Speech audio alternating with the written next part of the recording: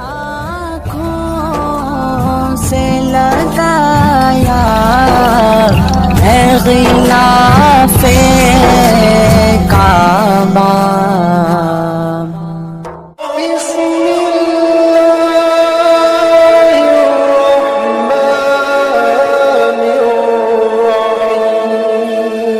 یہ میری خوش قسمتی کہ میں حضور کا امت ساری زندگی اس کا شکریہ ادا کرتا رہوں تو کہ شکر ادا. ہم حضور کی امتی نبی انتظار کرتے رہے, نبی منتظر رہے. حضرت خلیل اللہ کی بارگاہ میں پکار رہے, ربنا وابعث فیہم رسولا, مالک رسول بھیج دے. کوئی کہتا ہے لیسا بفظ ولا بغلظ, وہ ترشرو نہیں ہوگا, سخت مزاج نہیں ہوگا, ماتھے پہ شکنے لانے والا نہیں ہوگا, وہ پیار بانٹنے والا ہوگا. بس وہ آیا چاہ رہا. حضرت عیسیٰ نے تو نام بھی بتا دیا تھا, مبشرم برسول یاتی من بعد اسمہ احمد. لوگوں میں جا رہا ہوں, چلو نام بھی بتا دیتا ہوں, میرے بعد جو آنے والا اس کا نام احمد ہوگا. نبی انتظار کرتے رہے, 12 نبیوں نے انتظار کیا حضور کی امت میں ہونے کے لیے, تمنا کی. نستورہ راہب انتظار کرتا رہا, بحیرہ راہب انتظار کرتا رہا. شب ہجر کی سختیاں کوئی اس سے جا کے پوچھے, تیری راہ تکتے تکتے جسے صبح ہو گئی. زندگیاں گزار دی انہوں نے. سلمان فارسی کی کہانی سن لو, مجوسی کے بیٹے تھے, حق کی طلب میں نکلے, باپ نے گھر سے نکال دیا. ایک پادری کے پاس جا کے رکے, زندگی بھر اس کی نوکری کی. جب اس کا آخری وقت آیا, اس نے کہا میری تدفین کے بعد غموریا چلے جانا, وہاں کا پادری خدا رسیدہ ہے, تجھے اس سے کچھ مل جائے گا. کہتے میں وہاں سے غموریا آ گیا. پھر اس پادری کی ساری زندگی خدمت کی. جب وہ مرنے لگا تو اس نے کہا کوئی ایسا شخص نہیں ہے جس کے پاس اب میں تجھے بھیجوں, لیکن نبی آخر الزمان کے ظہور کے لمحے آ گئے. تو یہاں سے یثرب چلا جا, وہ اس نبی کی ہجرت گاہ ہوگی, تیری زندگی سنور جائے گی. تو نے بڑی محنت کی ہے, بڑی نوکری کی ہے میری. کہتے میں نے اس کو کہا کہیں ایسا نہ ہو میں دھوکہ کھا جو مجھے کوئی نشانی بتا دے. اس نے کہا 3 نشانی ہیں, ایک صدقہ نہیں لے گا, دوسرا ہدیہ رد نہیں کرے گا, تیسرا 2 کندھوں کے درمیان مہر نبوت. کہتے ہیں میں نے اس کی تدفین کی, یثرب کی جانب جاتے ہوئے ایک قافلے میں شامل ہو گیا. انہوں نے مجھے پکڑ کے اپنا غلام بنا لیا, لیکن میرے پہ مہربانی یہ کی کہ مجھے بیچا جا کے مدینے میں. ایک یہودی نے مجھے خرید لیا. میں اس کے باغ میں گوڈی کرتا تھا, کام کرتا تھا, کھجوریں توڑتا تھا, لیکن میں انتظار میں تھا کہ کبھی وہ نبی آخر زمان آئے تو مجھے دید ہو. کبھی عرش پر, کبھی فرش پر, کبھی ان کے در, کبھی در بدر. غم عاشقی تیرا شکریہ, میں کہاں کہاں سے گزر گیا.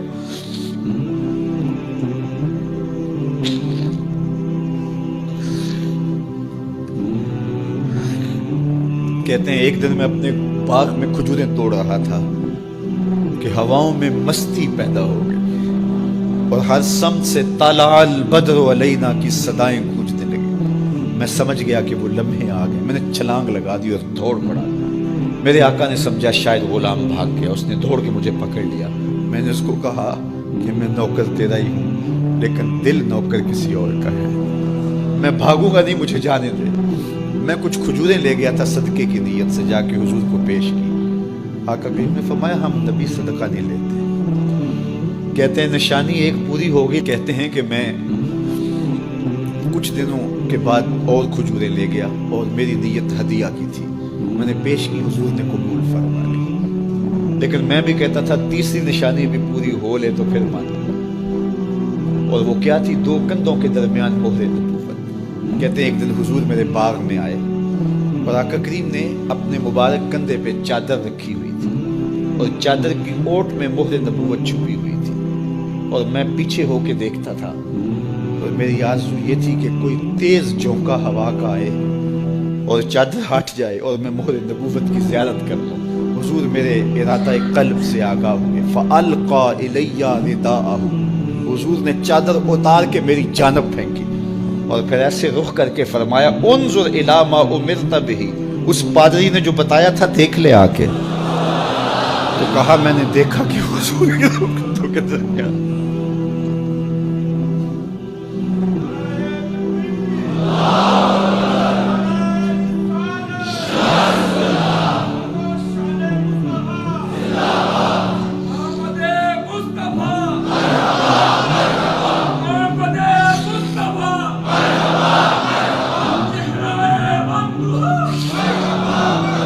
شب ہجر کی سختیاں کوئی اس سے جا کے پوچھے، تیری راہ تکتے تکتے جسے صبح ہو گئی۔ ہم نے تو کوئی انتظار نہیں کیا نا، ہم نے تو کوئی دکھ نہیں سہا، ہم سوئے تھے مقدر جاگ اٹھے۔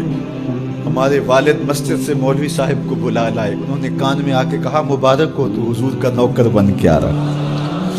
میرے والد گرامی ایک شعر جھوم کے پڑھا کرتے تھے، محمد جانے جانا ہے پیغمبر ہو تو ایسا ہو، رسولوں کی بشارت سے مبشر ہو تو ایسا ہو، امر توقیر کا سب کو موقر ہو تو ایسا ہو، کیا ہم کو غلام ان کا مقدر ہو تو ایسا ہو۔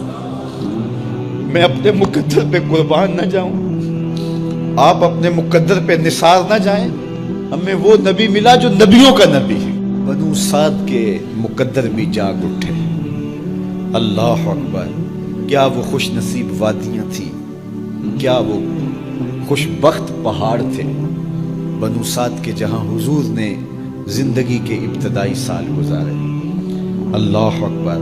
حضرت حلیمہ سعدیہ کہتی ہیں جب میں حضور کو گھر لے گئی تو میرے گھر میں روشنیاں آ گئیں، باقاعدہ عورتوں نے کہا حلیمہ تو اتنی امیر ہو گئی ہے رات کو بھی دیا نہیں بجھاتی۔ بڑے امیر کبیر گھرانوں میں بھی رات کو لوگ دیا بجھا دیا کرتے ہیں، لیکن تو اتنی ہی امیر ہو گئی ہے کہ رات کو بھی تیرے گھر کا دیا نہیں بجھتا۔ تو حلیمہ سعدیہ نے کہا آؤ میں تمہیں بتاؤں میرے گھر میں دیا کون سا روشن۔ باقاعدہ ہم جولیوں کو بلایا، پالنے میں حضور تھے، اشارہ کر کے کہا ما کننا نحتاج الی السراج من یوم اخذناہ، جب سے یہ پیارا گھر آیا ہے میں نے سارے دیے توڑ دیے، دیے کی ضرورت نہ مشعل کی حاجت، عجب روشنی تو نے پائی حلیمہ، بڑی تو نے توقیر پائی حلیمہ، بنی تو محمد کی دائی حلیمہ۔ کہا ما کننا نحتاج الی السراج من یوم اخذناہ، جب سے یہ پیارا گھر میں آیا ہے میں نے سارے دیے توڑ دیے۔ جہاں روشنی چاہیے ہوتی ہے حضور کو اٹھا کے اس کمرے میں لے جاتے ہیں، وہاں انوار پھیل جاتے ہیں، روشنیاں پھیل جاتی ہیں، کیسے اجالے پھیلے، کیسی روشنیاں پھیلے۔ حلیمہ دا چھپر کھجوری دے تھلے، حوراں وچھالے نوری مسلے، فرش تو عرش تک پہ گئی دہائی، حلیمہ نے لٹ لئی خدا دی خدائی۔ اللہ اکبر۔ وہ سارا دن تو صحراؤں میں گھوم لیتی تھی، اسے جب بھوک لگتی تھی لبوں کو چوم لیتی تھی۔ بخت جاگے حلیمہ سعدیہ کے، حضور ان کے گھر آئے۔ اللہ اکبر۔ جدھر سے گزرتے گئے نور پھیلتا گیا، انوار پھیلتے گئے۔ حضرت سیدہ طیبہ طاہرہ حضرت عائشہ سلام اللہ علیہا فرماتی ہیں کہ میں کچھ سی رہی تھی کہ میرے ہاتھ سے سوئی گر گئی۔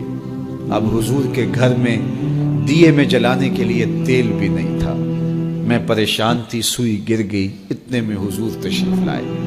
حضور مسکرائے، کہتی ہے میں نے گمی ہوئی سوئی تلاش کر لی۔ اللہ اکبر۔ تو یہ روشنی تھی، یہ انوار تھے۔ اللہ اکبر۔ اذا ضحک یتلالع فی الجدر، جب حضور مسکراتے تھے سامنے والی دیواروں پہ عکس پڑتا تھا۔ اللہ اکبر۔ جب مسکراتے تھے نور پھیل جاتا تھا۔ اذا تکلم رؤیا کالنور یخرج من بین ثنایا، حضور کے سامنے والے دانتوں میں ہلکا سا فاصلہ تھا، اور جب آقا کریم گفتگو کرتے تھے وہاں سے نور کی کرنیں چھن چھن کے نکلتی تھیں، انوار پھیل جاتے تھے۔ ایسا نوری ماحول، ایسا نورانی چہرہ۔ حضرت ابو ہریرہ بولے کل قمر لیلۃ البدر لم ارى قبلہ ولا بعدہ مثلہ، کیا پوچھتے ہو؟ 14ویں رات کا چمکتا ہوا چاند تھے میرے حضور۔ پھر کہا نہیں نہیں نہیں، حضور جیسا نہ پہلے دیکھا نہ بعد میں دیکھا۔ حضرت حسان بن ثابت پاس کھڑے تھے، کہا دیکھتے کیسے؟ کسی ماں نے جنم دیا ہوتا تو دیکھتے۔ خدا نے وہ سچائی پن چھڑیا جدے وچ محمد نو ٹالیا سی، حسینہ جمیلہ دا منہ موڑ دیتا، محمد بنا کے قلم توڑ دیتا۔ مثل او در عالم امکان متصور نیست۔ حضرت شیخ مجدد کہتے ہیں حضور کی مثل بزم عالم میں ممکن ہی نہیں ہے، ہو ہی نہیں سکتا۔ اور اقبال کا لہجہ بھی دیکھیے، رخ مصطفیٰ ہے وہ آئینہ کہ اب اس سا دوسرا آئینہ نہ کسی کی بزم خیال میں نہ دکان آئینہ ساز میں۔ تو وہ پیکر تراشا، وہ پیکر تراشا، مکھ چند بدرشا شانی ہے، متھے چمک دی لاٹ نورانی ہے، کالی زلف تیک مستانی ہے، مخمور رکھی ہند مد بھریاں، کیسا جمال دیا، کیسا حسن دیا۔ اچھا بریلی کے امام سے بھی پوچھ لیجئے، اللہ اکبر، بلبل نے گل ان کو کہا، قمری نے سروے جاں فضا۔ بلبل کی منتہائے پرواز تو یہی ہے نا، کسی کو پھول کہہ دے۔ بلبل نے گل ان کو کہا، قمری نے سروے جاں فضا۔ حیرت نے جھنجھلا کر کہا، یہ بھی نہیں وہ بھی نہیں۔ خورشید تھا کس زور پر، کیا بھر کے چمکا تھا قمر، بے پردہ جب وہ رخ ہوا، یہ بھی نہیں وہ بھی نہیں۔ وہ حسن دیا، وہ جمال دیا، اللہ نے دم لینا آفاق کے ہر ہر گوشے میں، قرآن سنا کر دم لینا، اب رکنا نہیں، اب تھمنا نہیں۔ مائے نیم کنوں آکھاں، درد وچھوڑ دا حال نہیں، مائے نیم کنوں آکھاں، درد وچھوڑ دا ہاں